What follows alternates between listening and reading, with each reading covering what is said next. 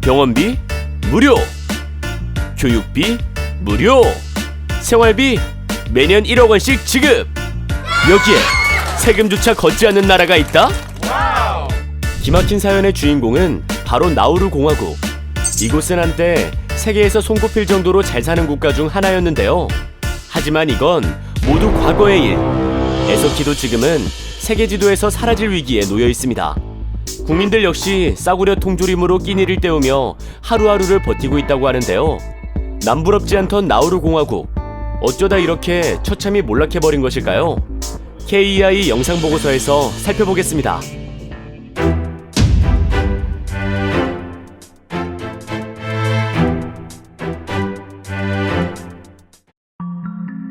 호주에서 약 3,000km 떨어진 섬나라 나우루 공화국. 이곳은 원래 새들이 비행 중 잠시 머물다 가는 휴식처였습니다. 덕분에 섬은 1년 365일 새들이 싸다 놓은 배설물로 가득했다고 하는데요. 그런데 웬걸, 이 새똥이 훗날 나우루를 부자나라로 만드는데 1등 공신을 하게 됩니다. 바로 새들의 배설물이 죽은 새의 시체와 혼합돼 인광석이란 자연자원으로 재탄생했기 때문이죠.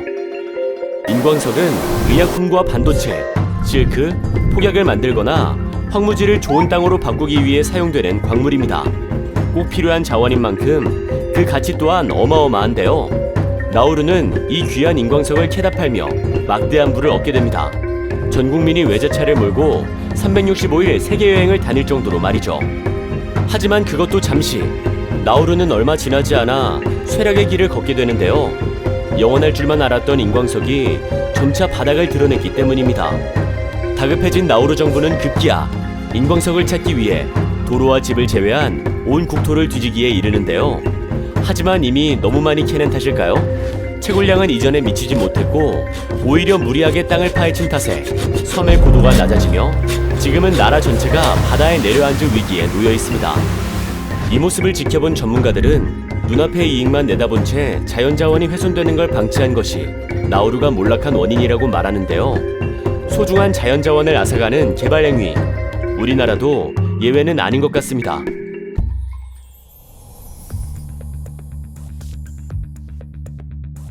대한민국 최남단에 자리한 제주도.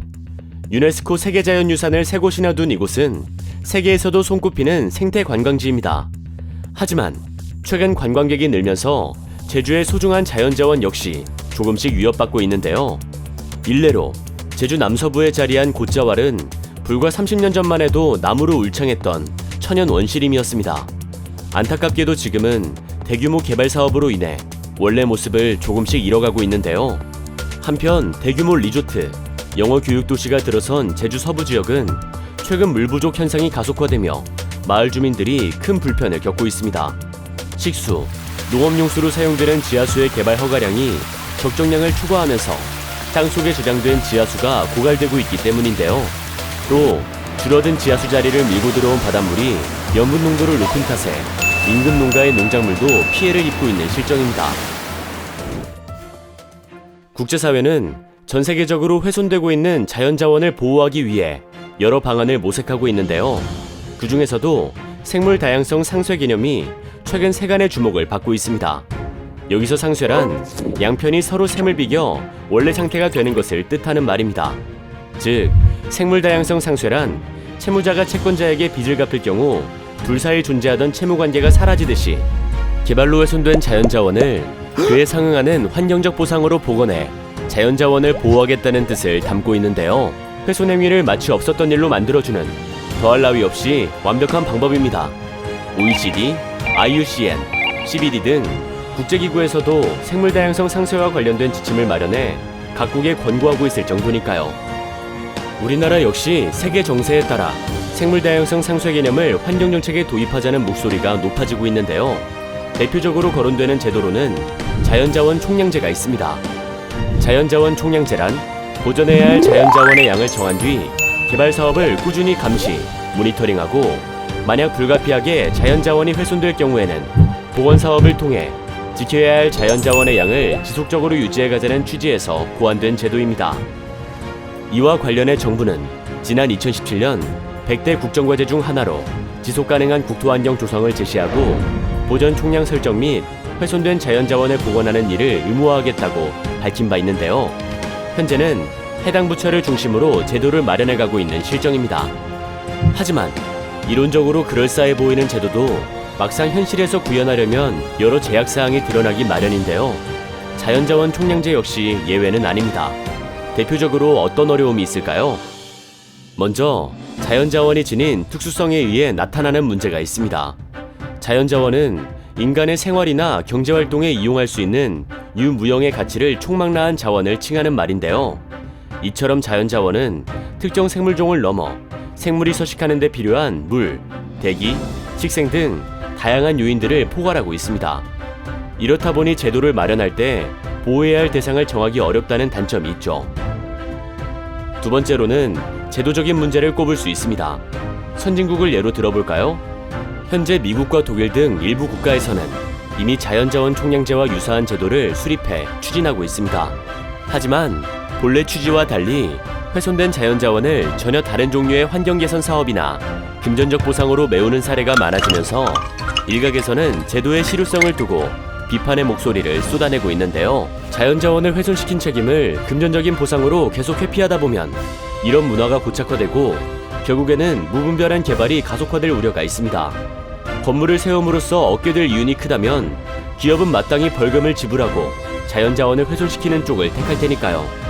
또 지역이나 국가마다 자연자원이 훼손된 정도, 사회를 이루는 경제적 환경이 다름에도 이를 고려하지 않은 채 무작정 자연자원을 복원하라고 강제할 경우 여러 이해관계자들의 반발을 불러와 제도 운영에 어려움이 발생할 수 있습니다.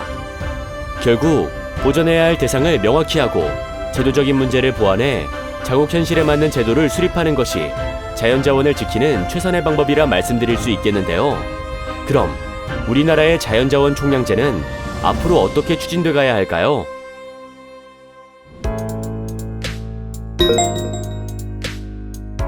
우선 상위 계획을 통해 보전하고자 하는 자연자원과 목표 총량을 설정하고 이를 효과적으로 관리할 수 있는 규정이 마련되어야 합니다. 지금처럼 훼손된 자연자원에 대한 보상을 개별 사업 단위로 처리할 경우 복원 효과가 다소 미미하고 오히려 개발 행위가 가속화될 위험이 있기 때문이죠. 아울러 지켜야 할 자연자원의 총량은 지자체가 처한 사회, 환경, 경제적 상황을 고려해 적절한 수준으로 설정되어야 하는데요.